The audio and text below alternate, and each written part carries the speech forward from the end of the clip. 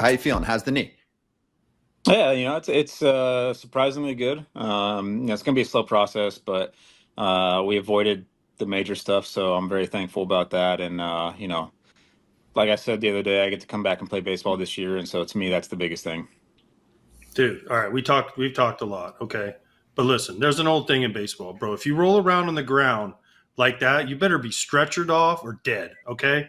Like you can't just say I have a bruise. Oh, I'm bruised. Like, come on, Max. Like, I was watching this and we were texting. I was watching this. I'm like, oh my gosh, Max Muncy just died on the field. Like, he's gonna have to have his Well, leg amputated. He's rolling around on the ground. And I'm like, okay, he's dead. Something's bad. And then it came back a bruise. Max, explain to the people how bad a bruise can hurt. well, I was on crutches, so I mean, obviously it hurts pretty bad. Yeah, no, but just it's one of those things where you get anything around your knee like that, you automatically fear the worst, especially with that kind of impact. My whole leg kind of went numb immediately, so I thought something bad had happened. But you know, we went down underneath, did X-rays immediately. They did the ACL tests and all that stuff where they're yanking on your knee. And obviously, I didn't feel great, but it didn't feel as bad as what I thought it would have felt if I had torn something. So I started feeling optimistic immediately. Didn't get the scans till the next day. But yeah, it was just kind of crappy situation that somehow miraculously nothing bad happened out of that, except for just a bruise. Let me just say this: we're very happy you're healthy. I don't want people to think out there that I'm getting on you. Trust me, I'm extremely happy that you are healthy, and this was best case scenario. But in those moments when you hurt your knee, in that moment, and you're sitting on the table or they're helping you off the field, what are some of the thoughts that go through your head? You had to wait till the next day to get that imaging. What are some of the thoughts that go through your head? Well, it was kind of a wide range. I'm down underneath getting the X-rays, and I hear the stadium kind of go nuts. So my first real emotion was, damn it, I missed Kershaw's 3,000. I wanted to be out there for it. I wanted to give him a big hug, and I missed it. Like that was the first thing.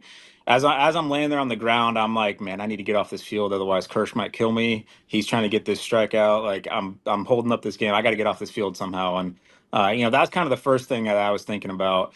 And then as I'm laying there in bed that night, knowing I have to wait till tomorrow to get to this, the next day to get the scans, I'm just replaying everything in my head, because the first thing the doctors always ask you is, did you feel a pop? Did you hear a pop? And I'm like laying there in bed. I'm like, man, did I feel a pop? Like, did I not? Like, I don't know. And so you start just thinking about everything. You get no sleep, and then you got to drive over there and get the scans the next day. And thankfully they get the results from that back pretty quick. And so as I was heading to the field, they'd called and said that structurally everything was good. There was some damage in there, but all the ligaments were still intact. That was the biggest thing. And so for me, it was like that night laying in bed, you just replay everything in your head. And I start thinking back to 21 when my elbow had gone, and I was like, man, I hope it's not the same thing. Like I can't miss the rest of this year. I just can't do that. Oh, you mentioned Kershaw, and you went down literally the hitter before he got this 3,000th strikeout. Two things on Kershaw's strikeouts. One, after he got his 3,000, did he come in and check on you, or was he just all enthralled with himself about like, I'm Mr. 3,000 now, Max is down, it's fine, but I got 3,000 strikeouts. And then second of all, have you ever seen a team like the White Sox completely change their approach to not be 3,000 and literally first pitch swing, I'm just going to play pepper, we're not going to strike out no matter what? Well, so the first one, yeah, Kersh came running up and gave me a big hug. I was telling him congrats, and he was sitting there saying, dude, I'm sorry. I'm sorry. I'm like, what are you sorry for? It's not your fault. He goes, no, I let the guy get on second. I'm sorry. And I was like, dude, it's not your fault, man. Like, but he came up and gave me a big hug. Freddie came running up, gave me a hug. Show was looking for me. That made me feel pretty good that the guys were coming up to check on me. And, especially for Kersh in that moment to come and give me a hug, it was kind of like, that was awesome.